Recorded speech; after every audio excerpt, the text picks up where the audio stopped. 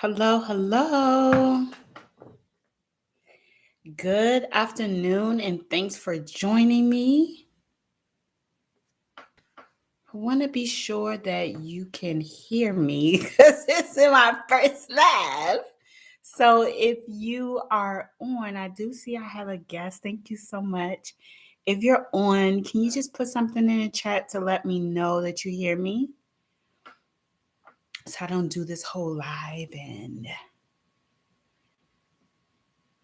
Hey, hi Aisha. Thank you. Okay.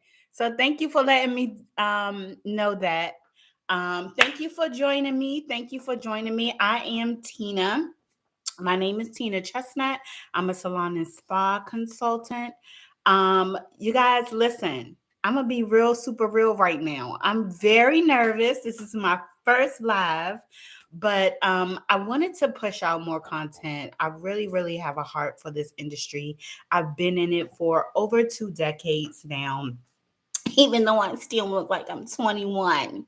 But I've been in this for a very long time now. I've started out as a hairstylist. Not true, lies. I started out as that kid that sweeps hair.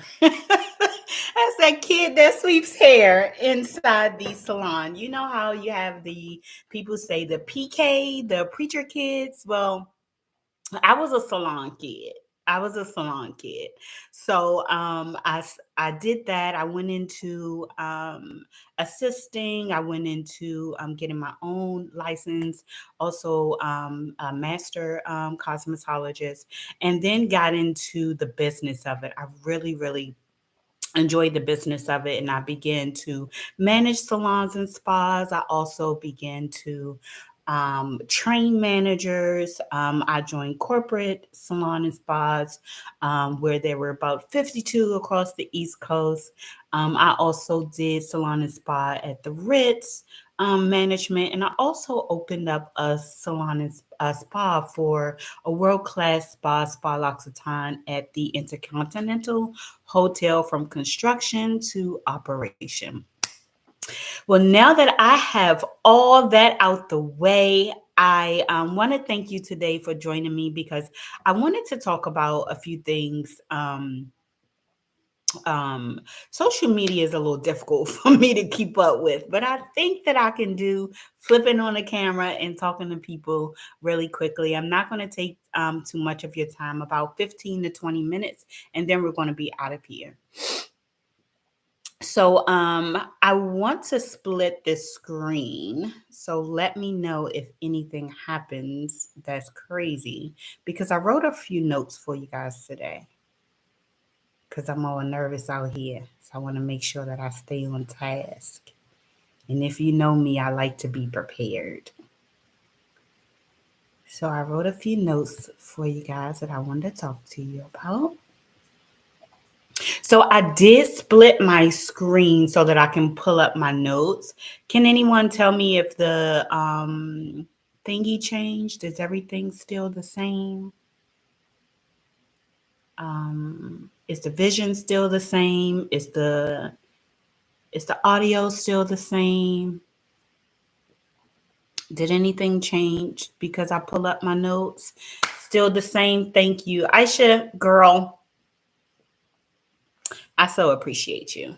I so appreciate you. All right, so I'm going to get started because I always hear this really, really big question. Whenever people find out that I'm a salon and spa consultant, they always go to the money, right? Listen, I ain't even going to be mad at you because I know we in the business, and not only the salon and spa industry, but if you have a business and you ain't making dollars, it ain't making sense. And I totally, totally get it. So I want to be able to help you with some key indicators that you can know about this payroll. Because listen, I hate when someone tells somebody else what to pay. Oh, you should pay $20 an hour. You should pay $15 an hour. Because listen, the truth is you never know how that person is really doing, especially when we live in a society where everyone puts on a lot of fronts, a lot of airs. You want to make sure that you're making sense for your business. Okay. All right. So let's start off with the most obvious business rule 101 payroll. Okay. Um, Generally, a healthy payroll budget is between 30 and 35% of the revenue.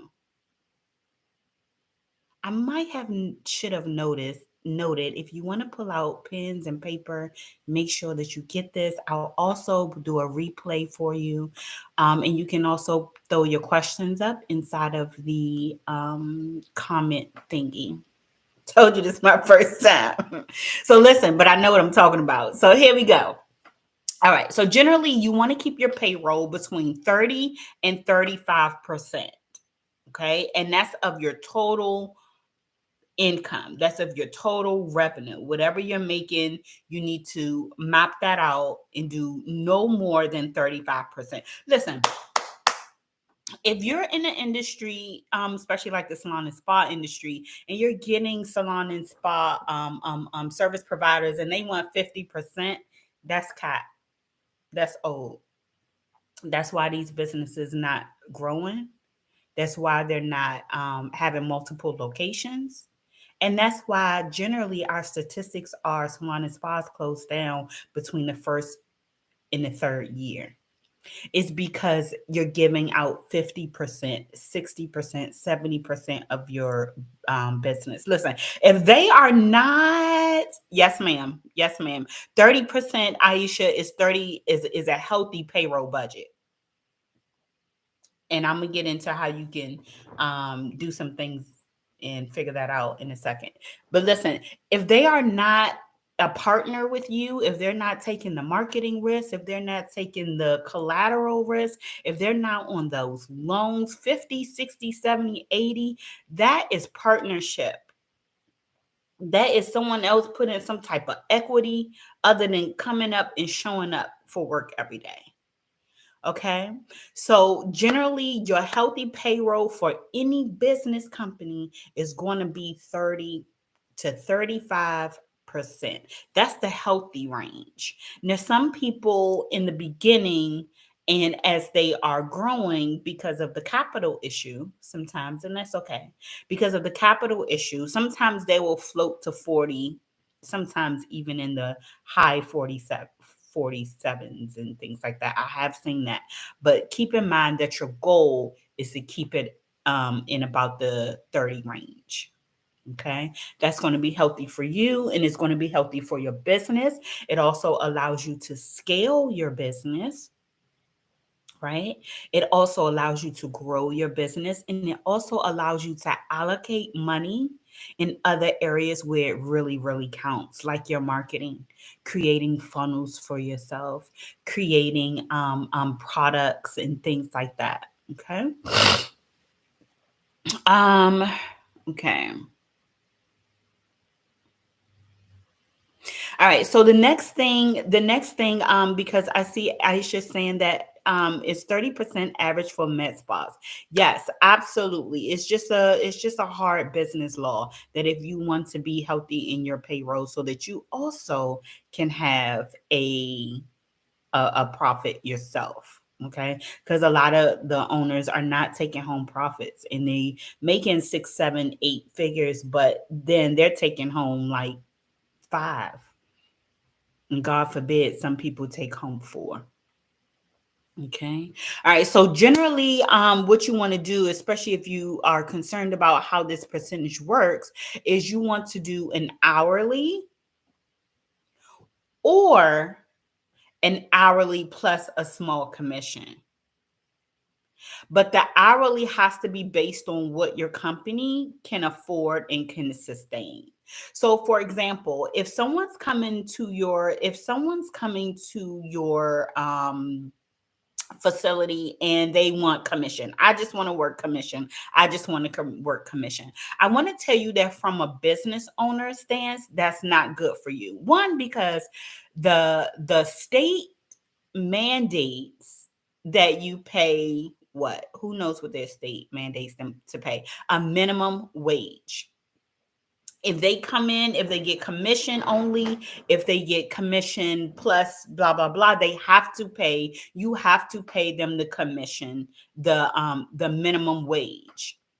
Okay. So for example, let's say Susie comes in at 12. Susie's appointment, and she's commission only. Susie's appointment cancels and her next appointment is until 2. And then everybody else cancels. She leaves at 3, but she does the 2 p.m. appointment. She makes $150. And then you say, okay, I'm going to pay her 75 for her commission because she gets 50%. Well, the state says you're out of order. Your state labor law says that the $75 has to equal all of the hours that she has came in. So you have to pay her from 12 to 1, from 1 to 2, and from 2 to 3, whatever that minimum wage is. And more times than likely, listen, I did the math. More times than likely, sit down and do the math yourself. More times than likely, you'll come out better if you give them minimum wage. Or start at minimum wage. You can go up depending on how much you can pay.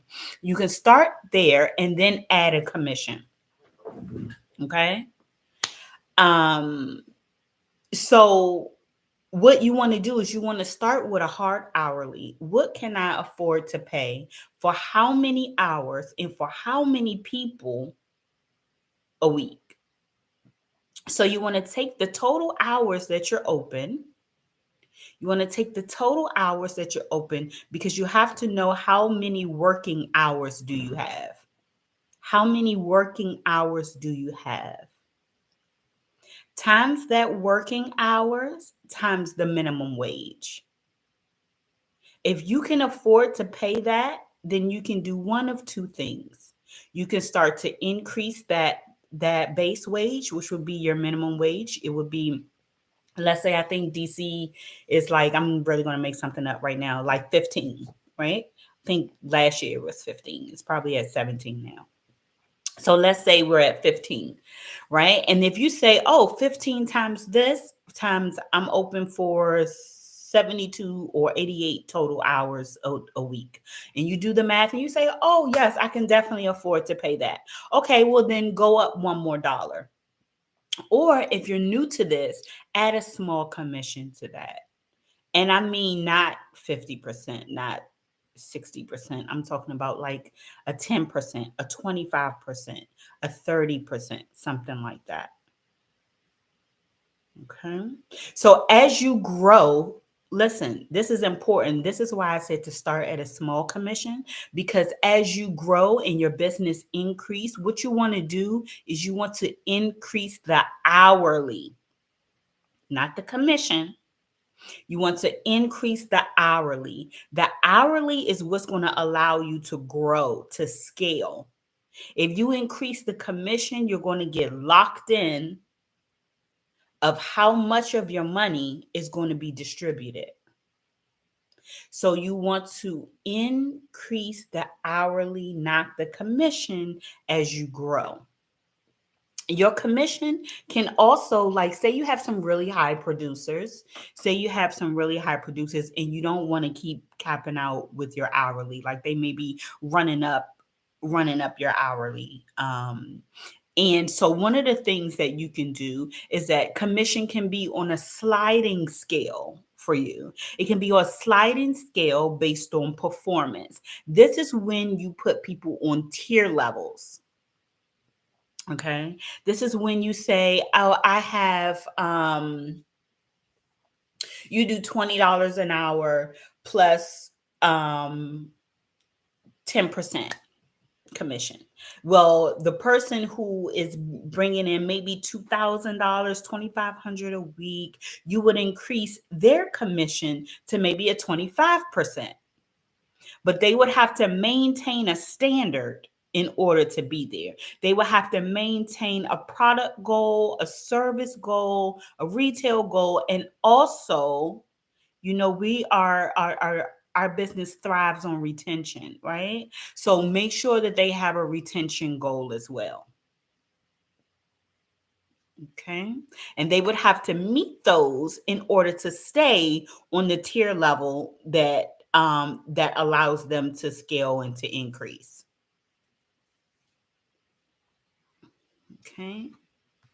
So, listen, I want to see if there are any questions. I wanted to keep this short because I don't want to take too much of anybody's time. I wanted to do just about 15 to 20-minute cap, but I do want to be able to make space to see if anyone has any questions. I'm more than happy to answer them for you. You can just put it in the chat, any questions or comments, and then we will get out of here.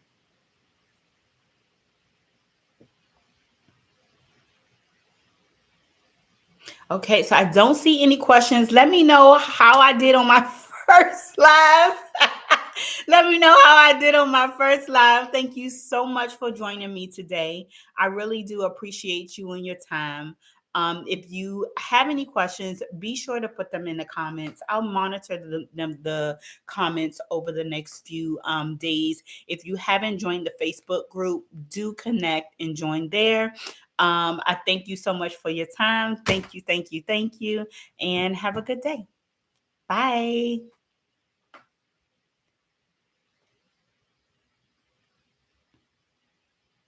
Oh, thank you, Aisha.